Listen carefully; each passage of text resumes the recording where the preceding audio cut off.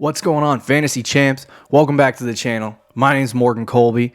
I'm so excited today to bring you our 2019, or my first individual 2019 mock draft.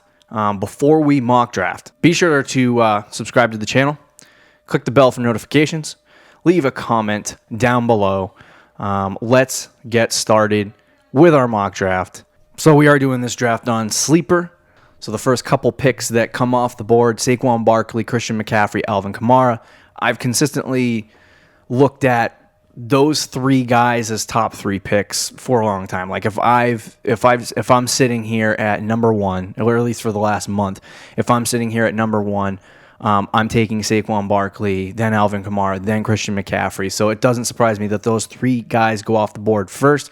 Because we are in a full PPR 12-team league, you're going to see wide receivers go off the board slightly earlier. So DeAndre Hopkins and Devontae Adams both come off the board here. Not surprising. So guys that we have: David Johnson, Ezekiel Elliott, Le'Veon Bell, Julio Jones, Mike Thomas, and then Odell Beckham and James Conner. So that leaves me with my number three wide receiver, Julio Jones. Now, Julio Jones is in a really good offense, and so that's one of the boxes that I like to check when building a fantasy team is the player that I'm going to draft in a good offense. I think people overlook that way too often. And so I think Julio Jones coming in, being the number one guy, being the pick that you want as your number one wide receiver, I think he's a perfect fit for your fantasy team. Let's move on. Zeke went off next. David Johnson, Le'Veon Bell, Odell Beckham, James Conner, Michael Thomas, Todd Gurley, Tyreek Hill, Nick Chubb, Dalvin Cook, Juju Smith-Schuster, and Antonio Brown. So now you're sitting here at the 2-7, and you have some interesting options. Travis Kelce's on the board, Joe Mixon, Mike Evans, Kerryon Johnson, Keenan Allen, and Adam Thielen. So coming around to the next round, we don't pick for another, I think it's 10 picks. So it's going to be a little more difficult for us to get a running back, but zero running back strategy. So the best guy on the board for me, a guy that I've been ranking consistently on my rankings behind Antonio Brown, has been Mike Evans. So I'm going to take him here. I believe Mike Evans is going to have a really good year. He in the last couple years has not had a full season with one quarterback. And so I looked over the numbers of when Jameis Winston was the starter, and he was the wide receiver 6 in fantasy football last year when Jameis Winston was throwing him the ball, which is fantastic for your fantasy team. I think he was wide receiver 8 in full PPR. But I think he's a fantastic option as your second wide receiver. I think he's a lock to be a top 10 receiver. I think Julio Jones, obviously, a lock to be a top 10 receiver. So now I got 2 top 10 receivers on my team. I come back around at my pick, and I have a couple of different options. So Joe Mixon, Kerryon Johnson, Leonard Fournette, Devonta Freeman all came off the board. We have 2 tight ends, Zach Ertz and Travis Kelce, both came off the boards. Mahomes went at 209, and then you had Adam Thielen, Keenan Allen, and T.Y. Hilton. So your options at running back: Damian Williams, Aaron Jones. It's a tough pick here because I think you have to go, for me at this point, obviously zero running back is where we're going. So for the first 3 or 4 picks, I'm not going to draft a running back, and just to see how it turns out. So my options are Amari Cooper at the wide receiver position, Stefon Diggs at the wide receiver position, and Julian Edelman. For me, I'm going to go out and I'm going to try to snag Amari Cooper. I think the risk is worth the reward in the 3rd round for Amari Cooper in a 12-team league. And I think we got 2 consistent guys, and those 2 consistent guys could probably make up for the lack of consistency that Amari Cooper brings to the table. So I think, Julio Jones, Mike Evans, and Amari Cooper, 3 really good wide receivers to start off my draft. This is where I'll start thinking about taking, a running back and a no running back strategy, and continue to build my team and the base of my team. So right now, running backs that we have on the board: Monty went off the board, David Montgomery, you had Diggs, Julian Edelman, Chris Godwin, Brandon Cooks. Kittle came off the board, so there's your 3rd tight end off the board in 3 rounds. Marlon Mack, Aaron Jones, Damian Williams, Josh Jacobs, Melvin Gordon, and Chris Carson, all running backs. So I'm sitting here, I have Derrick Henry as one of my options, Mark Ingram as another option, Phillip Lindsay, James White. I'm in a very difficult position, but I'm going to have to take Mark Ingram here over Derrick Henry.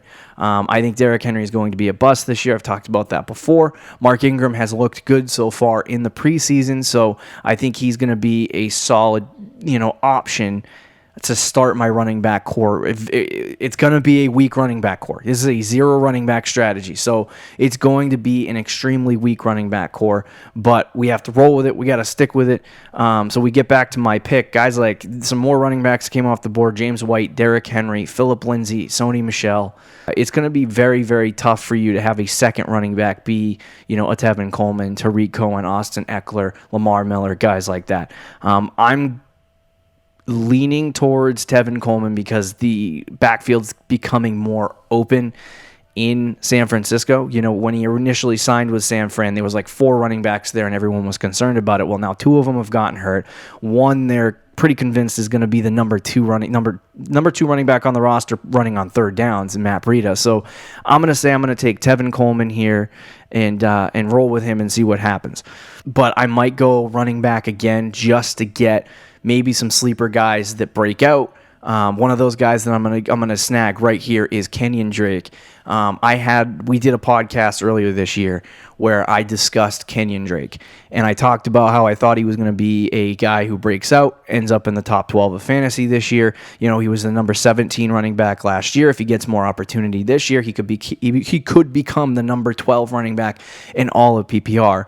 And so I think he is an effective running back. He's going to be utilized a ton in the passing game, and he has a lot of opportunity. And if you're looking for, now I have 3 wide receivers, 3 running backs. If you are looking for a guy that might break out this season in the 6th round, similar to how Joe Mixon, if he fell that far in your draft, in my draft last year, he fell that far. So, similar to how you look at Joe Mixon, who was a 5th, 6th round pick, Kenyon Drake is that guy who's going to come out and possibly be that RB1. If he does break out into that category, I get a really good running back in the 6th round, and it builds my core. A bunch of guys came off the board. Deshaun Watson, Matt Ryan, Carson Wentz, all quarterbacks. Jared Cook, Hunter Henry also came off the board. And then you had Robbie Anderson, Austin Eckler, Miles Sanders, Tariq Cohen, and Latavius Murray.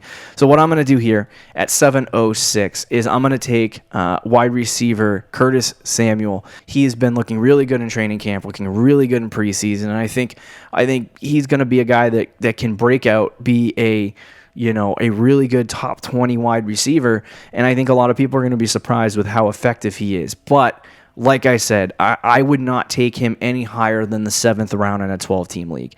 If he goes any higher than that, you're buying a guy that was going to be a 10th, 11th, 12th round pick a month ago, and now because of the training camp hype, because of the preseason hype, Curtis Samuel has now jumped up into that 7th round. It's getting absolutely crazy, the hype surrounding Curtis Samuel. So the next guy, I'm gonna see if I can grab a quarterback, but I do see D.D. Westbrook here on the board. I'm gonna take D.D. Westbrook. I'm gonna snag Cam Newton, and I'm gonna grab him off the board here as the 906. So this is a guy that I've been consistently getting in the 9th or 10th round in most of my drafts. When he plays 16 full games in a season, he is a quarterback 1. Like, he is always going to be that. And so I think for me, drafting Cam Newton in the 9th round is like drafting Andrew Luck in the 9th round last year. Last year, I was able to get Andrew Luck in most of my mocks and most of my leagues in the 9th round. You're seeing that same situation happen here for Cam Newton, where he is a top 3-4 back, but because of the shoulder stuff that happened last year, it's making them a little more nervous. So I'm targeting Cam Newton in those rounds because I believe he can be a top 3 quarterback, and I think he's going to be a really good player for 2019. So as we move forward into this draft, guys like Devin Singletary, who I've really liked, he's getting hyped up into high rounds right now and into a position where I don't know if he's worth drafting at this point. Then the Rams defense came off. Too high to draft defenses. Quarterbacks Russell Wilson, Ben Roethlisberger, Jameis Winston, all off the board. Emmanuel Sanders, Josh Gordon, Corey Davis, all wide receivers off the board. David Njoku, Austin Hooper, tight ends off the board. Jalen Samuels, and Duke Johnson also came off the board. So my options are Marvin Jones, LaShawn McCoy, DK Metcalf. At this point, for me, I only have 3 running backs. I have 5 wide receivers, 3 running backs, and I think I got to balance my team out a little bit more. So I think I'm going to go Deshaun Jackson. This is a little bit of a surprising pick here for a lot of people. I think Deshaun Jackson is a really good fantasy wide receiver that has been slept on for the last year or so. Ever since he had a bad year in Tampa and he's dealt with injuries and all kinds of stuff, Deshaun Jackson is being slept on. Yes, he's a little bit on the older side, but now he's in a good offense. He's the maybe even the number 1 wide receiver, probably the number 2 or number 3 wide receiver on a very good Eagles offense. I think Deshaun Jackson is going to be a guy that can get you a couple of really good games this year. He's not going to be anything to write home about, but he's going to be a really good wide receiver in 2019. Moving on to my next pick. I've been fading a lot Kiki Kuti. I see him there. Golden Tate is another player that is okay, I like, but the guy I'm going to go after here is Tyrell Williams.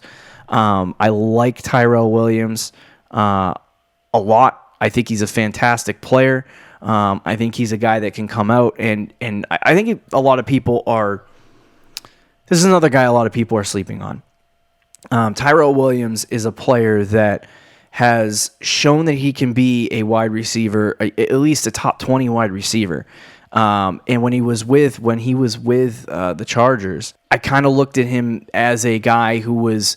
He always played second fiddle to Mike Williams, always played second fiddle to Keenan Allen. But when Keenan Allen came off the field, I saw his numbers today, and Tyrell Williams was I think he had paced out 1,000 yards and about 8 to 10 touchdowns when Keenan Allen was not on the field when he was with the Chargers. Now he's in Oakland. You got all these problems with Antonio Brown. He might play, he might not play. He's worried about his helmet. He's not worried about his helmet. There's so much drama surrounding Antonio Brown that Tyrell Williams is going to be a steady guy right behind him. And I think as the number 2 guy on that team, yeah, sure, he's not going to be this... he's not a sexy pick with all of this great stuff behind him like Antonio Brown might be, but Tyrell Williams is a good pick and a guy who can, if something happens to Antonio Brown or he decides not to play, can come in and play. So the next guy I'm going to go with is Darwin Thompson. Darwin Thompson is a guy I talked about months ago, and now people are drafting him in the 12th round. I'm not one to brag about my takes, but I did see Darwin Thompson as a 6th round pick. I read up on the guy, and he's a hard worker, he's physical, he's strong, and he's smart. And I think that's all things that Andy Reid's going to be looking for in a running back. And I think Darwin Thompson literally, like when I saw him on tape, he literally fits the bill. He fits what they want to do. And so I think that Darwin Thompson's not only going to win the 3 job, I think he's going to win the 2 job, and then when something happens to Damian Williams, inevitably, whether it's a hamstring injury or something like that, I think that Darwin Thompson's going to ascend into the starting role, and he might be a longer term play. You pick him up 5 weeks later, he turns into a really good player, but keep your eye on Darwin Thompson. He could be really good. A guy I wanted just came off the board, Tony Pollard, also Justice Hill, Justin Jackson, Alexander Madison, all of those running backs I would want. I'll probably close out this draft with all running backs. So there's a bunch of different options you got here. I will go tight end this round, actually, because I believe that we need a tight end. So I'm going to go Jordan Reed. Jordan Reed has been a sneaky little guy falling late in drafts.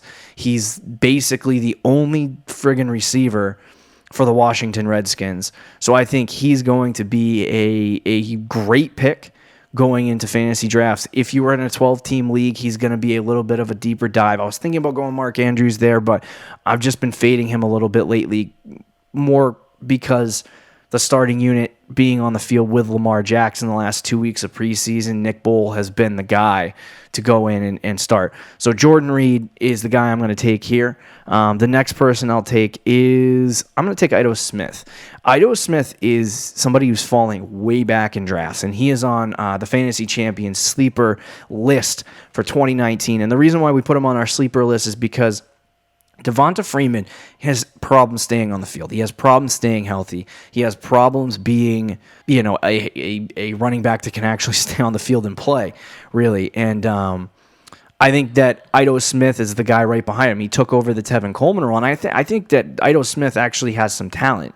And so I think if Devonta Freeman does get hurt, I think Ito Smith will come into that role, will thrive in it, and I think he'll be actually very good. And I think it's worth, 14th, 15th round pick. It's worth going after and just taking a look at it. So he's one of the guys I'll take. And then for my final pick, I'm going to take Adam Humphries, wide receiver from the Tennessee Titans. I was actually fading Humphries because of the amount of opportunity that he might get with Tennessee. I don't like that offense. I don't like how much they throw the football. I don't like how much that whole situation kind of works out. But I do believe in Adam Humphries because I don't like to put too, like I said, I don't like to put too much stock in the preseason. But Adam Humphries caught 6 of the 9 targets he was thrown. No, he was targeted on 6 of the 9 passes from Marcus Mariota in the last preseason game. And so Humphries being in that situation with Marcus Mariota, I think he's going to get a lot of targets during the regular season. I think there's going to be a nice connection between those guys. Where a lot of people are drafting Corey Davis, I'm out here drafting Adam Humphries. I'm not a huge fan of Humphries going into the 2019 season, but I think it's worth a flyer in the last round. You also notice that I didn't draft any kickers or defenses in my draft. The reason why I did this is because I think, if you're drafting tomorrow or you're drafting the next day or you're drafting this weekend, it's not worth investing in, if you're going to stream kickers and defenses anyway, it's not worth investing in a kicker or a defense that you're just going to drop later. You might as well pick up a guy who's going to be really good and has potential, and then make the decision later on whether or not he's going to be a good player. So I would rather invest in depth of my roster than kickers and defenses in drafts. I want to know what you think of the team that I drafted. Let me know down below in the comments. Be sure to like, subscribe, do all that good stuff. I'm losing my voice. See you in the next video, Fantasy Champs.